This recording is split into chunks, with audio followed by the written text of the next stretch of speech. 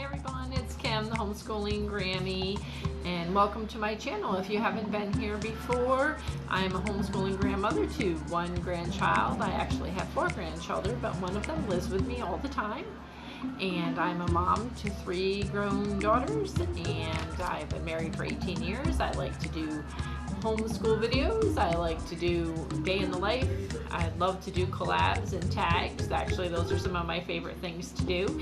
And actually today what we are doing is a collab with Ingrid from Mommy and Mia Homeschool Chronicles, and the name of this collab is called 5 Things to Know Before You Buy Curriculum. So if this is something that you're interested in, stick around and we will get started.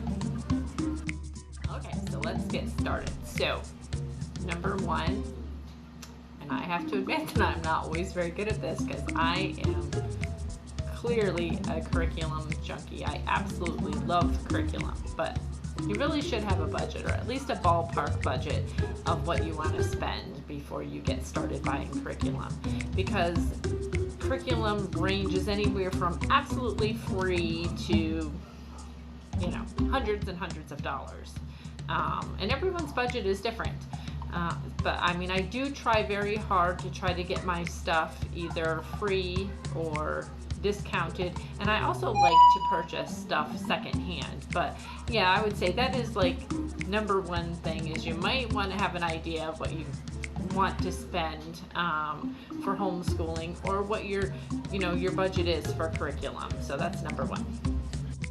Okay, so number 2, get a feel for the curriculum.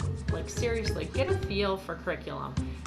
Do a whole bunch of research, which that's another one of my favorite things to do. I love to research curriculum. I love to go on YouTube and see what other homeschoolers are using. I love to go on the internet. I live in an area, unfortunately for myself, that I can't go to curriculum fairs or like some of the big homeschool conferences that they have around the country. I live kind of in the woods, and so that's not an option for me, but that would be perfect, especially if you really want to flip through the curriculum first, or get in touch with other local homeschoolers to get an idea of what their curriculum is like. But like I say, there's so much information just on the internet and just on YouTube. I mean, it's partly why I started my own channel. I mean, I was spending all kinds of time on YouTube anyways, looking at what everybody else was doing. But yeah, that would be number 2. I would really, really do your research into curriculum so you get a feel of what you like and maybe what your children will like. Okay, on to number 3.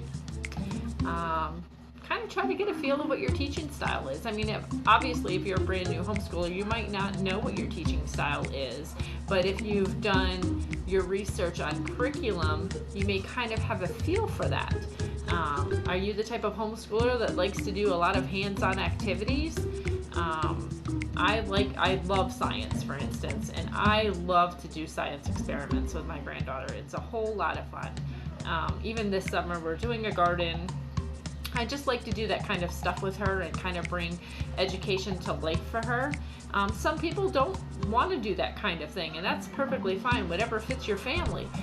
You may be the type of person that wants open and go, that you just want to be able to open up a workbook or open up a curriculum and go without having to do a whole lot of work. I've done a little bit of everything. I'm kind of eclectic in that way. So sometimes the curriculum is open and go. Sometimes it's unit-based study by whatever my granddaughter happens to be interested in. I'm just kind of like go with the flow. But if you have an idea ahead of time what kind of teacher you are, then it'll make it a lot easier to decide which kind of curriculum may fit for your family. All right, on to number 4. Try to know your child's learning style. And sometimes it doesn't match your style of teaching at all, because every kid is different. And that's just the way it is. So sometimes we as the parent teacher, grandparents in my case, have to just suck it up. And you know what? My child doesn't learn that way. My child learns this way. And that's what is best for my child. So I am going to do what is best for my child. It may mean that you don't get to do the hands-on activities, or it may mean that you're stuck at doing some workbook stuff because that's really what they like for that particular subject. And obviously, if you are homeschooling lots of children, it may make it a little different, especially if you are like, say you're doing history as a group or whatever. I guess you can cater somewhat when you have multiple kids in that predicament, but you know, for the most part, you just do what is best for your family and do what is best for your child. Like for me, this go around, I mean, I'm only homeschooling one child, so it's pretty easy for me to pick and choose curriculum that fits her learning style and go with it. Okay, so the fifth thing you might want to know before you purchase curriculum is that none of us are perfect. Nope, not one. And that means sometimes you choose the wrong curriculum. You do all the research, you know, you dot all your I's, you cross all your T's, and you're like, yes, this curriculum is going to be like the super wonderful, God-sent, it's the curriculum of all curriculum. And you think, yeah, this is going to be so awesome. And it flops. Yep, had that happen. Totally flops. And that's going to happen sometimes. So when you go into purchasing curriculum, always keep in mind that sometimes what looks good on paper isn't working in reality. And I've been known to hold on to stuff that is not working because you're thinking, oh my goodness, I spent money on this, so we're going to make this work. I'm going to tweak it. I'm going to do this. I'm going to do that because, you know, gosh, I can't be wrong. But guess what? Sometimes we are wrong in our choices, and that's okay. It's okay to say, you know what? I chose the wrong curriculum. This is not working for me, or this is not working for my child, or this isn't working for my children, my family, whatever, or maybe it is a totally different approach than you thought it was. Whatever the reason might be, it's okay. It's okay to find out that your curriculum is not working. So what you want to do is you want your curriculum to work for you and you not work for your curriculum.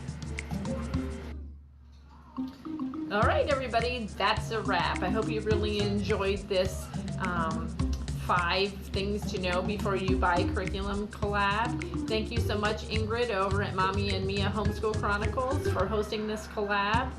And thanks so much, everyone, for stopping by to take a peek. Please take a look at the playlist that'll be down in the description box. There will be other YouTubers that will also be involved in this collab. And also make sure that you stop by Mommy and Mia Homeschool Chronicles. So don't forget to like, subscribe, and hit that notification bell, and I'll be talking to you.